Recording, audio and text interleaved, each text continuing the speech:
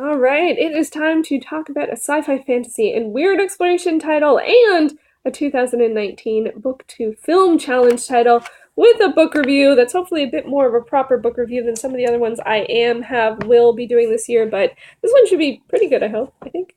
Hey everyone, it is Shannon and I'm super excited to be here today and to be talking Something Wicked This Way Comes by Ray Bradbury.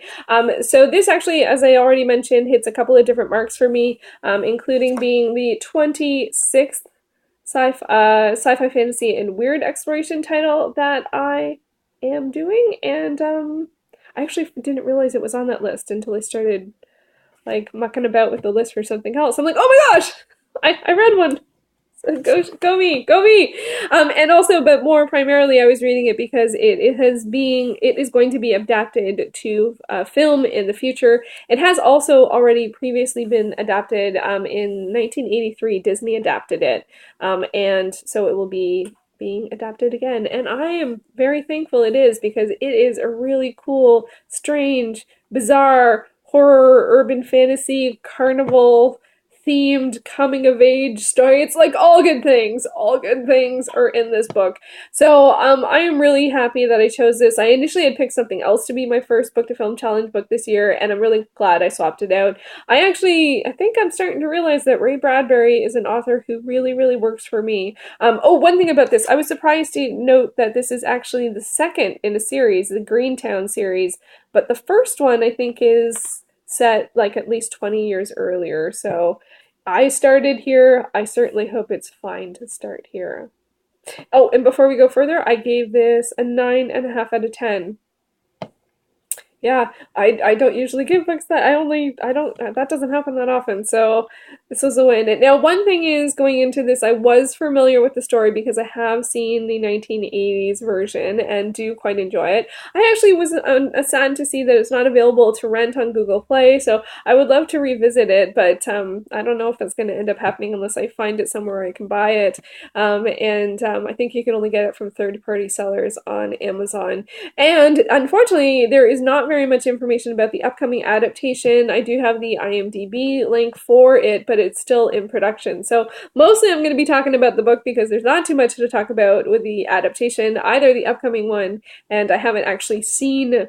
No, it's been a good, I remember when this movie came out, so we'll just leave it there. So we will just leave it there. So overall, so this is actually my first book to film challenge review type thing. So I was like, I don't even know what I'm going to talk about. So I came up with some questions. So let's see if they work, if they feel good, and then maybe I will continue about them. So I'm going to talk a little bit about the book, a little bit about it as an adaptation, and yeah, let's just go from there. So overall, this is a story that follows two boys, Will Holloway and Jim Nightshade. They are friends, they are neighbors, and they are born each on different sides of the same day in a way. One was born like right before the clock struck 12 on Halloween, and one was born on Halloween. And so I think one of the interesting themes about this story is that it shows how two people can be so similar yet so different.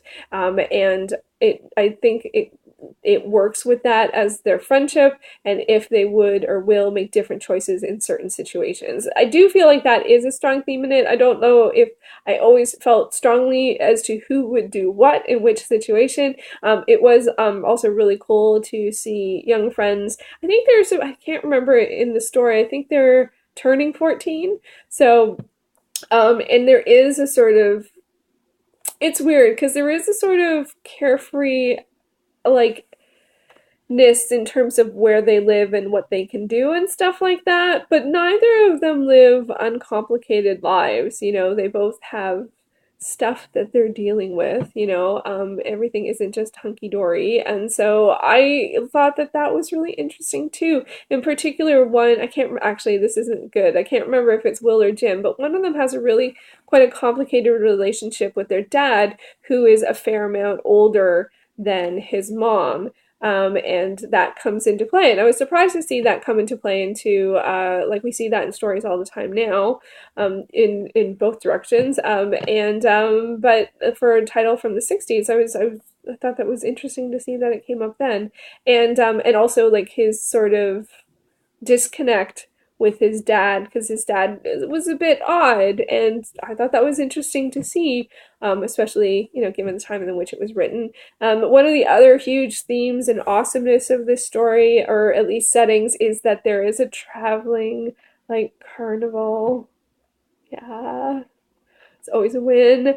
So in terms of being adapted, like, that is just like, a field day for artistic license and things that you can do. And the things that happen at the carnival can be weird and strange. And I can't wait to see how they're going to adapt them, because like there's things that you see that like that actually can happen. So what's it going to look like when they try to do that? Of course, with effects now you can do pretty much anything, but still it's sort of like the fantastical elements and and there's different characters that are unusual, and I can't remember, is it Mr.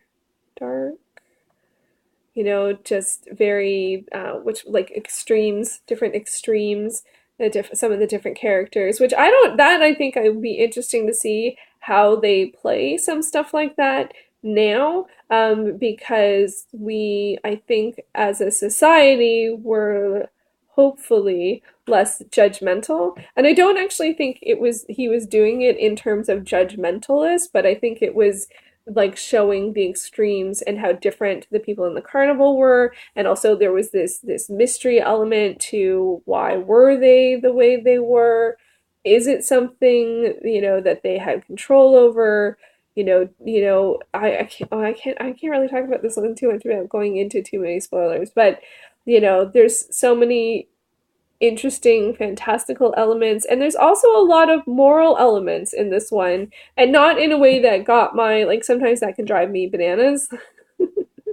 But it's more of like presenting a choice. What are you going to do? What are you going to do in this situation? Even if you know how it's going to play out, whether or not you are necessarily guilty or innocent or somewhere in between, or if something was intentional or a mistake, a ramification has happened. Now, what are you going to do? And I thought that that question came up a couple of different times, and I thought that was a phenomenal question. So I really appreciated that, and I thought it was interesting to see where they went with that, and also the fantastical and horror. This is one that I don't know whether you would call it horror, um, or urban fantasy. To me, it feels a little more urban fantasy because it is fantastical, but it's definitely set on Earth.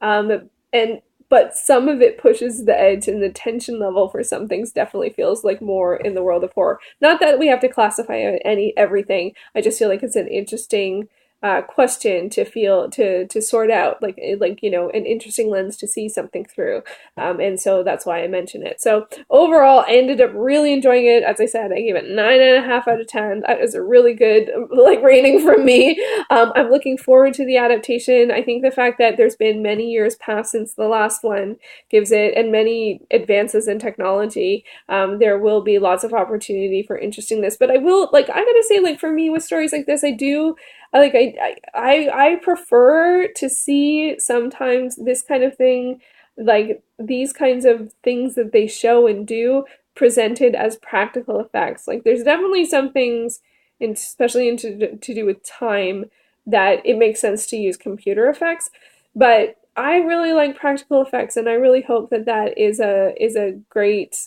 part of the new version that we are going to see. And I think it's a great choice to adapt because of those fantastical elements. And I think in a lot of ways it is a bit of a timeless story, but I wonder how they're going to do that. Like, because like one of the challenges reading this book is that there's like now it's like well, I don't know if then it felt the same way, but it is a bit strange that there's very few women characters other than both the boys' moms, and there is one teacher, but everyone else, there is a part of the carnival has a woman character too, but the majority of the story is the two boys and one of their dads, and it's like that's fine, but it would be interesting to like make some of the carnival characters or some of the like regular like other characters that they interact with like in the city, the what would you call like the just like regular people, someone who owns a store, or someone who is at an office, or someone who's at the library, like just to have more of those characters be women. And also I think you could definitely have more of the carnival characters be women. I think that would be awesome. Or maybe they'll make one of the kids, or maybe actually it would be awesome to see this with two girls as the protagonists. That would be awesome. Somebody make that. So, but with the fantastical elements and the strong like sense of wonder and intrigue and the carnival setting, all of that is just like great. Just great to be an adaptation. So I'm looking forward to hearing more about the adaptation. This year I did tend to pick books that were far future adaptations, which is a pro because I'm not going to get spoiled on stuff, but is a bit of a con because now that I've read it, I want to know more, and there's no more to know. But for this one, I am going to see if I can try and get my hands on the 1983 version. I do have fond memories of it, and it's one of those ones that it's a Disney movie, but I still think it's pretty scary, but we'll see what adult Shannon has to say about that when she finally sees it. So let me know, have you read Something Wicked This Way Comes? Have you seen the original adaptation? Are you interested in seeing an upcoming adaptation? And I will make one notation, as I did actually read this a couple years ago on audio. There was a full voice cast. It was more like a stage production. It was pretty short, I think like 2 hours maybe. And I would just say that I did not enjoy it very much. And I think it's because a lot of the dialogue is very truncated. Like it was very like one-word responses and stuff. And I feel like there's so much description. Not like this is overly described, but like the description of the events really lets you know like the strangeness that's happening. So I think it didn't read as much in that version. So I'm sure there's good ones of it as well. But the one that I read that was like a more like a play, it was not that awesome. It is available to read on Scribd. That's how I ended up reading it. And so yeah, so one more win for Scribd, which has been awesome. And yeah, so that's it. Something Wicked This Way Comes. Book to film. This year has been fun so far, and I hope the other 11 titles are just as good. Fingers crossed. Thanks for watching. Oh, in February, I'm reading 3 Seconds by Anders. Oh, Anders and Hellstrom. Oh, I can't remember. I will leave a link below with all the information I'm going to do. I'm already reading it. And yeah, it's a Swedish crime novel that's being adapted. The film version is looks like an American adaptation. So yeah, that will be my next book to film book. So there you go. Thank you for watching.